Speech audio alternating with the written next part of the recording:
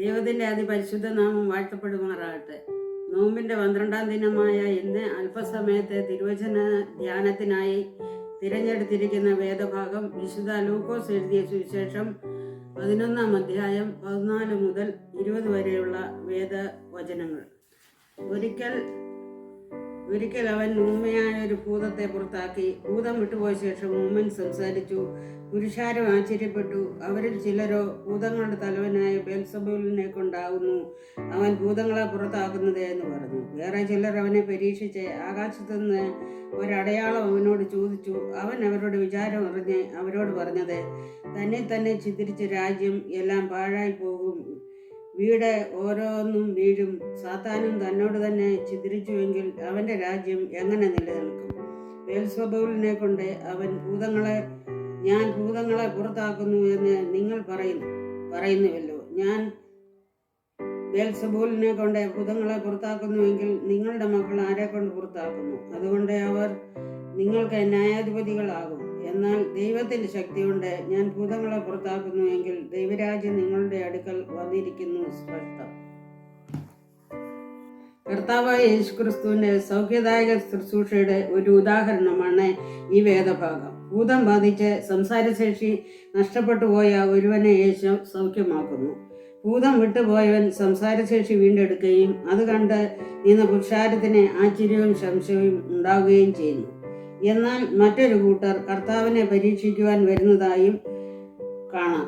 യഹൂദജനം തങ്ങളുടെ കൺമുൻപിൽ കണ്ട അടയാളത്തെ അവഗണിച്ച് പുതിയ അടയാളം ആവശ്യപ്പെടുന്നു. സാത്താന്റെ ശക്തിയാലാണ് താൻ പ്രവർത്തിക്കുന്നത് എന്ന ആരോപണത്തെ നിഷേധിക്കുവാൻ ക്രിസ്തു നൽകുന്ന മറുപടിയാണ് 17 തൊട്ട് 20 വരെയുള്ള വാക്യങ്ങൾ. മോശയിലൂടെ നടന്ന അടയാളങ്ങൾ ദൈവപ്രവൃത്തിയെന്ന് കൺമുൻപിൽ കണ്ടിട്ടും ഫറവോനെ അത് ഗ്രഹിക്കുവാൻ സാധിക്കാതെ പോയതുപോലെ ഇവിടെയും സംഭവിക്കുന്നു. സൃഷ്ടിയുടെ ആരംഭം മുതൽ മനുഷ്യരുടെ മുമ്പിൽ 2 വഴികൾ ഉണ്ടായിരുന്നു. ഒന്ന് നന്മയോടൊപ്പം ചേരുക, 2 തിന്മയോടൊപ്പം ചേരുക. എന്ന് പറഞ്ഞാൽ ഇരുളും പ്രകാശവും പോലെ പഴയ നിയമകാലത്തെ ഇസ്രായേൽ ജനത്തിന് മോശയോടൊപ്പവും ഫറവോനോടൊപ്പവും നിൽക്കുവാനുള്ള സ്വാതന്ത്ര്യം ഉണ്ടായിരുന്നു. എന്നാൽ നാം എന്ത് തിരഞ്ഞെടുത്തിരിക്കുന്നു എന്നതിലാണ് നമ്മുടെ ജീവിത വിജയത്തിന് ആധാരമാകുന്നത്.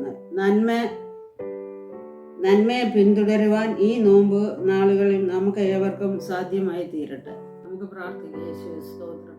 ഞങ്ങളെ അളവുകാ സ്നേഹിക്കുകയും കരുതുകയും ചെയ്യുന്ന ദൈവമേ, സ്വർഗ്ഗസ്ഥനായ പിതാവേ, ദൈവമേ, ഈ നോമ്പിൻ്റെ സമയത്ത് മറ്റുള്ളവരെ സ്നേഹിക്കുവാൻ അടിയങ്ങൾക്കിടയാക്കണമേ എന്ന് പ്രാർത്ഥിക്കുന്ന കർത്താവേ, അവിടുത്തെ ഹിതപ്രകാരം ജീവിക്കുവാൻ, അവിടുത്തെ ഹിതം എന്നതെന്ന് തിരിച്ചറിയുവാൻ അടിയങ്ങൾക്കിടയാക്കണമേ എന്ന് പ്രാർത്ഥിക്കും. ഞങ്ങളുടെ ജീവിതങ്ങളൊക്കെയും ക്രമീകരിപ്പാൻ അവിടുന്ന് സഹായിച്ച് അനുഗ്രഹിക്കണമേ എന്ന് പ്രാർത്ഥിക്കുന്ന കർത്താവേ, സത്യത്തിലും ആത്മാവിലും നിന്നെ ആരാധിച്ചുകൊണ്ട് മുന്നോട്ട് ജീവിപ്പാൻ അടിയങ്ങൾക്കിടയാക്കണമേ എന്ന് പ്രാർത്ഥിക്കുന്നു. അവങ്കിലേക്ക് നോക്കി പ്രകാശിതരായി അവരുടെ മുഖമോ ലജ്ജിച്ചു പോയതുമില്ല.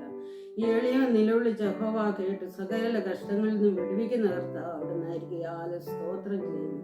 നിന്നെ ആരാധിച്ചുകൊണ്ട് സ്തുതിച്ചുകൊണ്ട് മുന്നോട്ട് ജീവിപ്പാൻ കർത്താവെ, നിന്റെ വരവിങ്കൽ ലജ്ജയില്ലാത്ത മുഖത്തോടെ നിന്നെ എതിരേൽപ്പാൻ ഒരുക്കമുള്ളവരാക്കി തീർക്കണമെന്ന് പ്രാർത്ഥിക്കുന്നു കർത്താവെ. സകലവിധ നന്മകളാലും അനുഗ്രഹങ്ങളാലും നിറയ്ക്കണം. അവിടുത്തെ വരവിനായിട്ട് ഒരുക്കണം. മാനവും മഹത്വം ഒരുക്കണമെന്ന് ഞങ്ങൾക്ക് വേണ്ടി ജീവൻ വെടിഞ്ഞ് രക്ഷേന്റെ നാമത്തെ അപേക്ഷിക്കുന്നു. കൃപയോട് കേൾക്കുമാറാക്കണം പിതാവേ.